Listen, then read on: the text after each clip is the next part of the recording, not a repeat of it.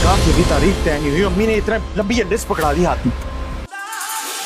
बड़ा इश्तियाक था आप लोगों से मिलने का, लेकिन काम में मसरूफियत की वजह से मैं वक्त निकाल नहीं पाया।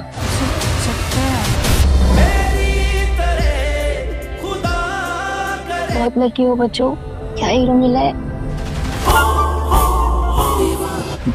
और पीछे ये मखलूक लगा दी मैंने। फिजा, ये तुम्हारे साथ कौन था?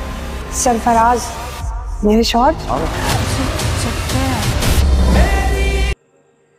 दुआ अपने सर्वेंट के साथ जब ग्रॉसरी की शॉपिंग के लिए आई हुई होगी तो वहीं पर ही वो सरफराज की आवाज़ सुनेगी। वो किसी पर चिल्ला रहा होगा और बार बार कोस रहा होगा। वहीं पर ही जब वो मुड़कर देखेगी तो वहाँ पर कोई और नहीं बल्कि उसकी बहन फ़िज़ा सरफराज के साथ ही खड़ी हुई होगी। यहाँ पर उसको मालूम होगा कि फ़िज़ा का शौहर असल में कोई और नहीं बल्कि सरफराज है। सरफराज को देखते ही उसे तमाम गुजरी हुई पिछली बातें याद आने लगेंगी। उसे अपनी आंखों पर यकीन नहीं होगा कि उसकी बहन फ़िज़ा का शौहर वही सरफराज निकला है। तभी सरफराज उसके सामने से गुजरेगा और उसके पास से ही गुजर कर वो चला जाएगा। वहाँ पर वो उसकी तरफ पीठ करके खड़ी हो जाएगी और उससे कुछ भी बात नहीं करेगी बल्कि उससे आंख बचाकर वो फ़ौरन ही फ़िज़ा के पास जाएगी और वो फ़िज़ा से पूछेगी कि ये जो आदमी तुम्हारे साथ था ये कौन था। फ़िज़ा उसको बताएगी कि ये मेरा शौहर था सरफराज।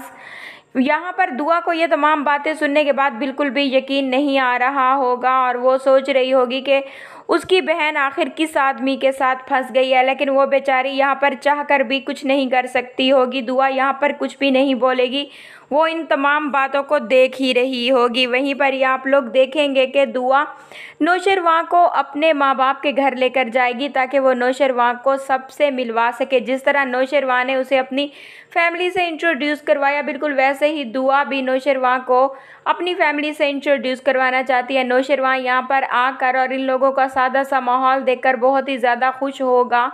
वो दुआ के माँ बाप से मिलेगा और जब दुआ उसको अपनी बहनों से मिलवाएगी तो वहीं पर ही नौशरवां उनसे बोलेगा कि अम्मी अब्बा की तारीफ़ें करने के बाद दुआ ने सबसे ज़्यादा तारीफ़ें अपनी दोनों बहनों की ही की हैं। वहीं पर ही फ़िज़ा उससे कहेगी क्योंकि दुआ खुद भी काबिल तारीफ़ है इसलिए वो सबकी तारीफ़ें